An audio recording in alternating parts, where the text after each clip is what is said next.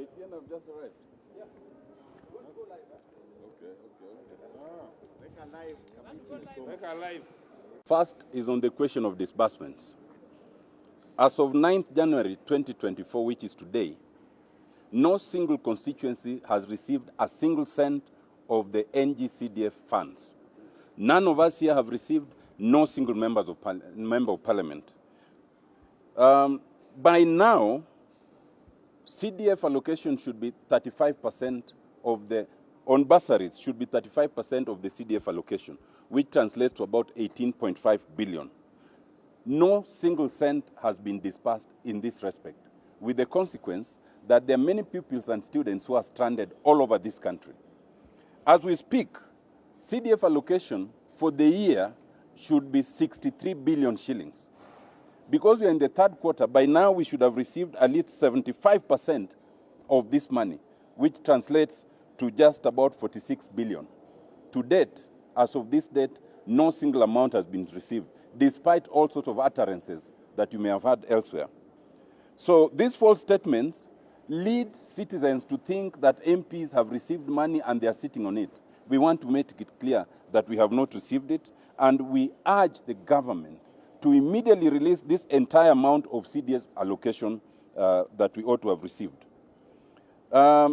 It is also important to note that by last year, through our speaker, the government gave commitment that CDF funds will have been fully released by 20th of December. And there was an official communication by our speaker to that effect.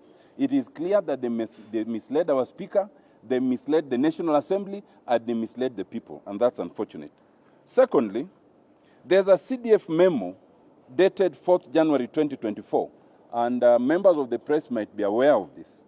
This CDF memo was directed to all CDF account managers countrywide.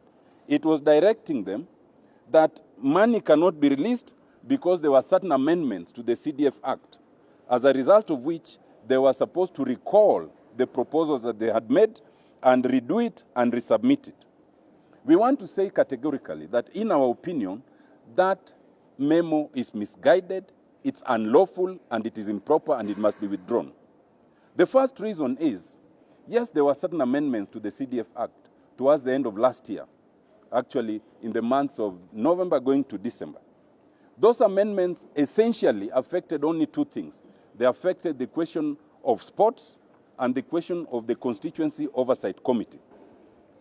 In our opinion, the material date that must be applied is 1st July 2023, when the financial year begins. And the law as at that date is the law that must apply to CDF until we get to 1st July 2024. As of that date, there were no amendments. So to issue a memo purporting you cannot issue CDF funds because of amendments in December 2023 is mischievous, is misleading, and it's unlawful. In any event, that would amount to what in law we call retroactivity. No law ever operates behind. It operates going forward. And if it's to operate behind, it must be expressly stated.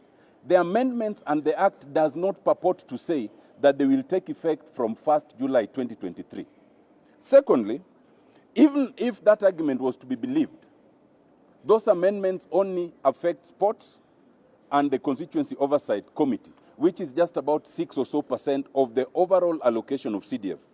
If that was true, they'd have released the 94% of CDF and indicated that they will withhold the 6% pending adjustment. They cannot withhold or return the entire proposal on that account. Thirdly and lastly, if that argument was true, then it would mean they cannot disburse any money. How then is it that we are getting statements saying they've disbursed certain amounts of money?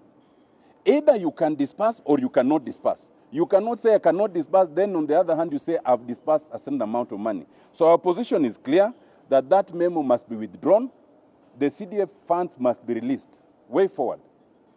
As a bipartisan team comprising all members of the House from both sides, we demand that the entire allocation of CDF must be released within 7 days as is due.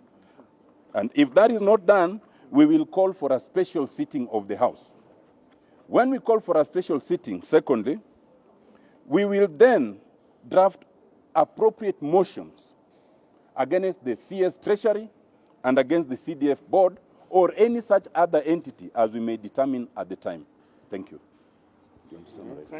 Mmeona leo hapa hakuna uzo ya Kenya Kwanza, hakuna uzo ya Azimio.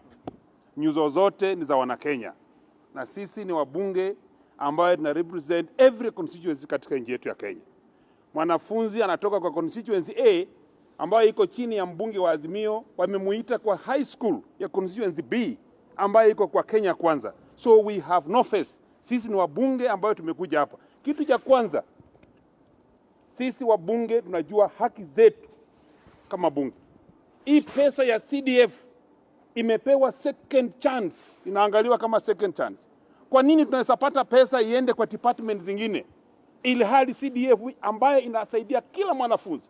Shule hazina madarasa sasa hivi, tukisema hivi wana rely kwa bunge kuchenga hizo. Up to now hajatuma hiyo pesa. We are telling government, nawaambia leo kwamba sisi hatutaki Kiswahili, hatutaki Kiingereza ya CS. Kwanza walifanya speaker wetu wa bunge akatudanganya kama katika bunge. Akasema tarehe 22 mwezi wa 12. CS walimpatia statement tarehe 20 mwezi wa 12. Tuliambiwa na speaker wa bunge kwamba pesa itakuwa hit the accounts ya constituencies zetu zote Kenya. Up to now mpaka saa hivi tunaongea hivi. Walifanya speaker wetu akatuambia, na speaker akiongea katika kiti chake cha bunge ni sheria. Haliongea kama sheria, ametoa sheria lenye halikufanyika. Sasa CS wa Treasury tunakuambia saa hii, jioni hii nataka pesa 75% kwa imeingia kwa account. Hatoi kuambiwa iko kwa board ama iko wapi. Sisi tunajua CDF account zetu hasina pesa. Wanafunzi wataka kwenda nyumbani. Kila mbunge vile ako hapo akienda shuleni.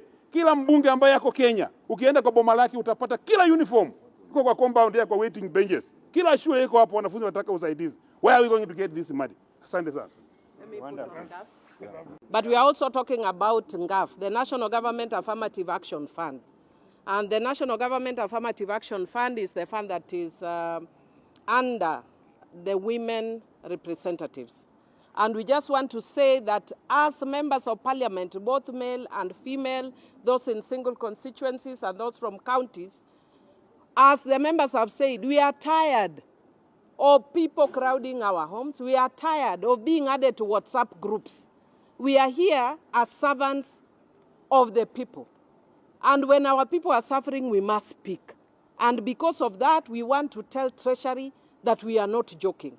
And we are going to take them head on. When it comes to issues regarding Kenyans, we don't joke. We are going to take you head on. And please release that money today. Because we are not going to have young people missing chances in national schools. Then we start writing stories like the ones we are seeing. This boy came with a metal box. I was dinner fee. We created a WhatsApp group. These are issues that should be history. When we have funds, release those funds so that we don't have children standing with billboards like prisoners, like people who have been charged by DCI, standing with those billboards. I am 14 years old. I do not have money. And there is money here. Please release the money. We need to let our children go to school. We are not joking. Many of us have left our constituencies when we saw that there is this Kamkunji.